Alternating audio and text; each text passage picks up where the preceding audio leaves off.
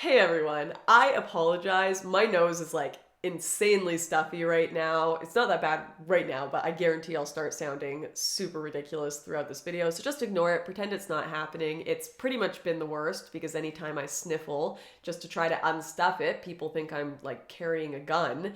Are you trying to kill my grandma, lady? What are you doing sniffling over there? But I am perfectly fine otherwise. I just have a stuffy nose, okay? All right, people? Don't ask about it. Anyways, hi. I hope you're doing well. I certainly am, other than the dumb nose, because I know that this video is really important and has not been talked about enough by people and could truly change people's lives for the better, especially if you are someone who wants to have a family in the future, but you're unsure about when or how you're going to go about it. I promise you the information in this video is going to be absolutely vital to understand. So let's jump into it. What is the myth of eternal fertility? Well, essentially it is this modern notion that we can have it all. We can have a career, travel the world, live the single life through our 20s and even 30s, and then settle down and have kids whenever we feel ready. Maybe it'll take us 2 years to find the right person. Maybe it'll take us 40. Maybe you'll just have kids by yourself from a sperm bank. Who cares? Doesn't matter. It's your life and you will always have the option to live how you please, and kids will always be in the cards. This is, of course, a pretty lie. If you actually think about it, it's a very ugly lie when you consider the repercussions, but it sounds nice. And people like things that sound nice, and also because it sounds nice, it is constantly sold to us by corporate media, government, and universities in our day-to-day conversation. Where everyone just doesn't want to seem like they're promoting the idea of a traditional nuclear family timeline that's restrictive or taking women away from their careers, God forbid. Now, you may be thinking to yourself while watching this, all right, Lauren, you said this was an important conversation, but this is something that conservatives have addressed a million times. We have talked about the endless fertility myth. We have owned those feminists. We told those feminists, we told them their egg cartons were empty, no eggs, zero.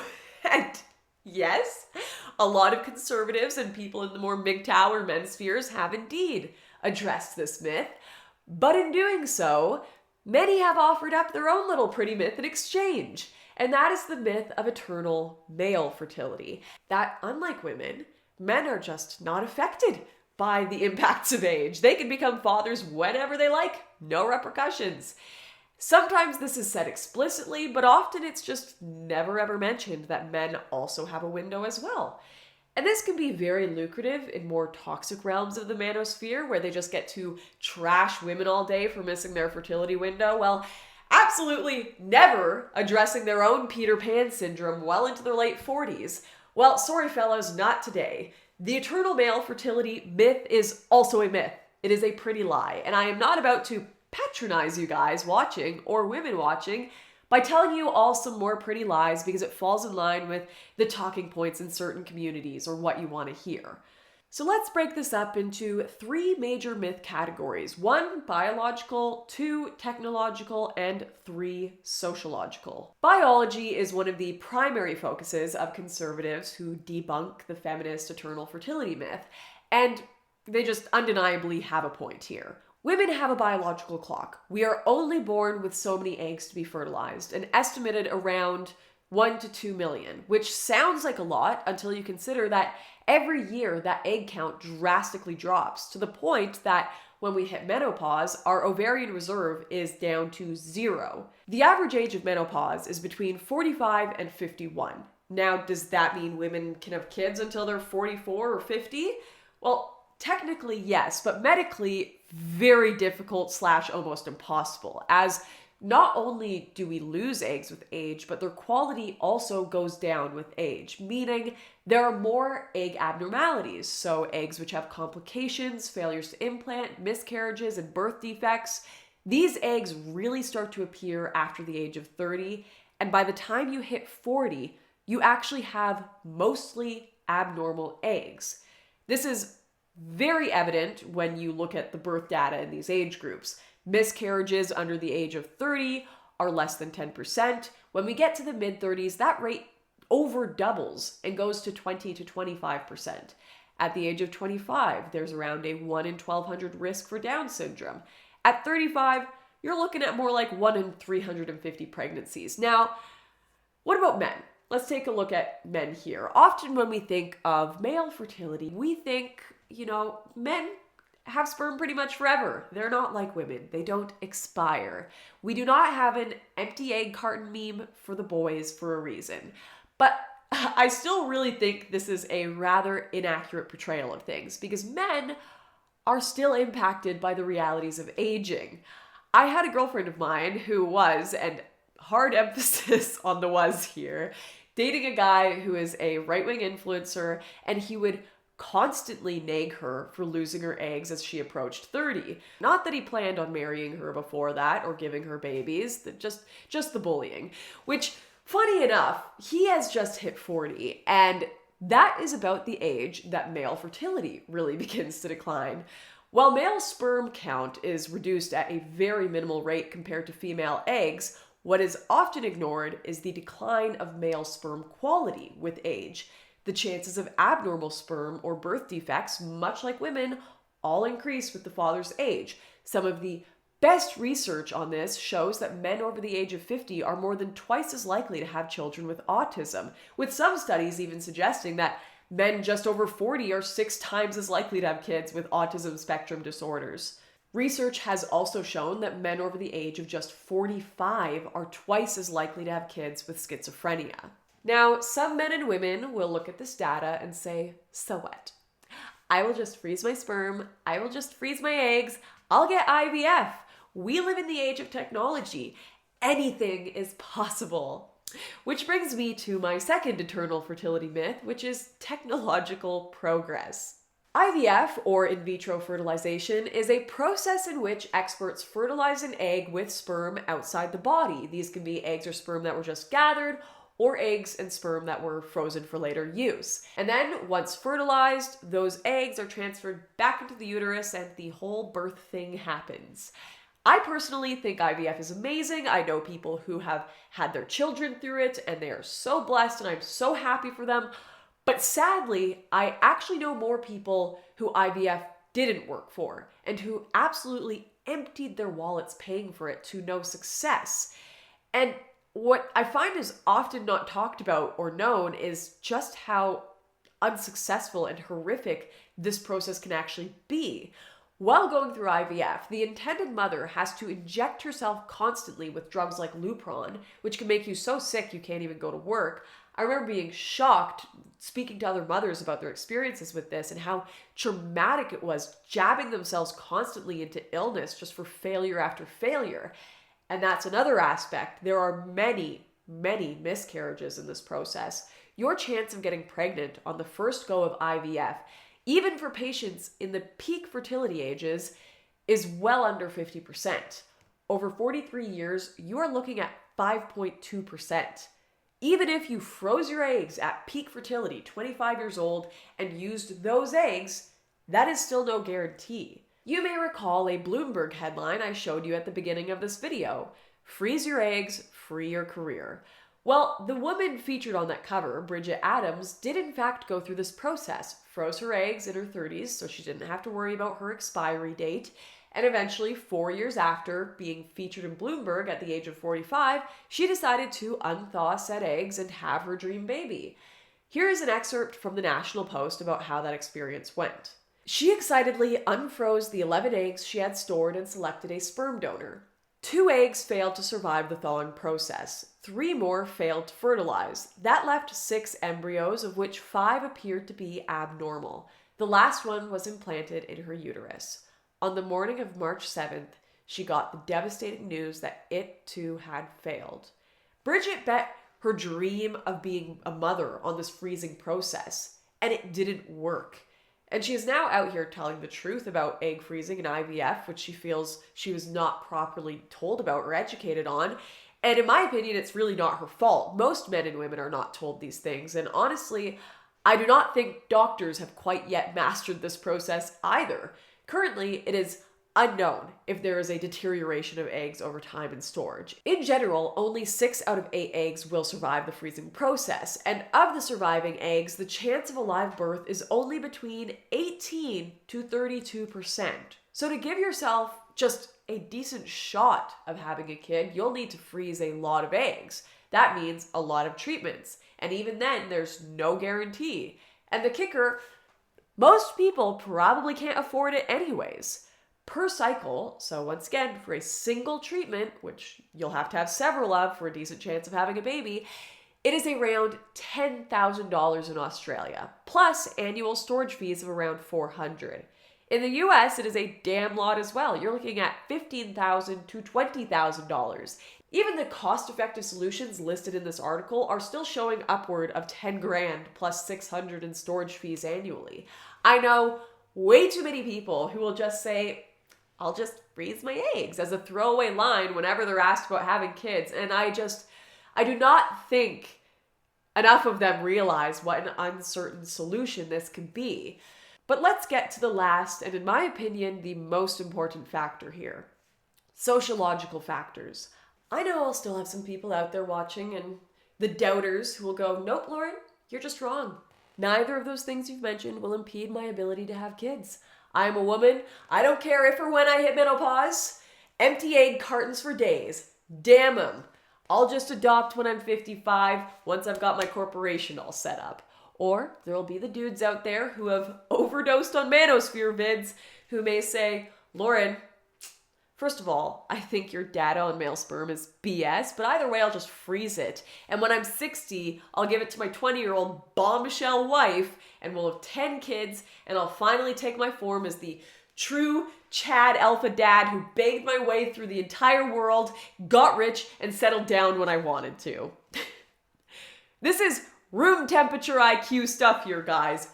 Dumb on both accounts, and completely ignorant of the fact that age impacts way more than just our fertility. And having children is not just about the birthing or the adoption process. In fact, that is one of the smallest aspects of having a kid. By the time you're on your 4th month of no sleep after coming home from the hospital, you don't even remember being pregnant or giving birth. What matters in this process is raising the kid. That's what matters. And the truth is, the longer you wait to have kids, even if you're able to have kids into your 50s or 60s, your ability to keep up with them, to be around and to support them in ways that they need decreases with every year.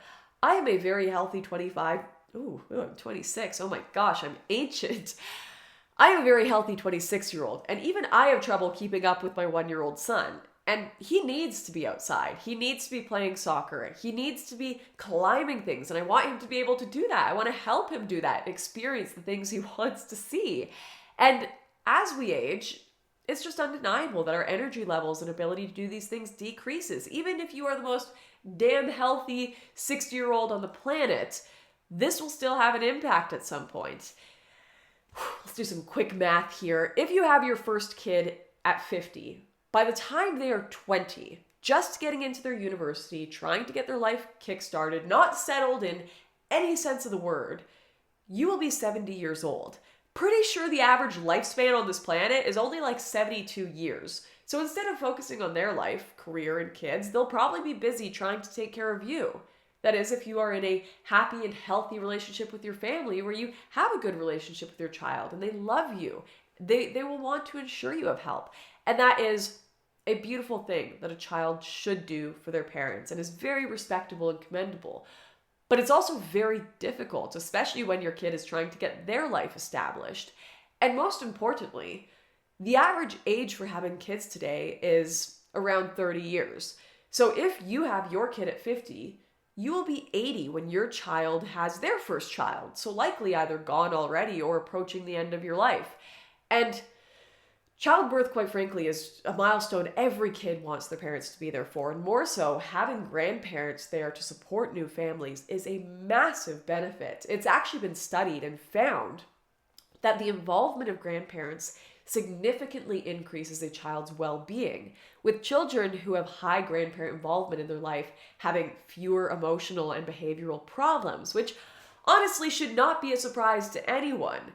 I mean, I wouldn't be surprised at all, even if it just helped the child and their stress and mental health as well. I personally have a friend who is deliberately moving back in with her mother and father-in-law because they need more support with the kids for her mental health, for their marriage. It's, of course, a cliche, but it literally takes a village to raise children, and the more, the merrier. Now, I want to reiterate, I am not saying any of this to put people down. I'm not saying this to discourage older couples from having kids.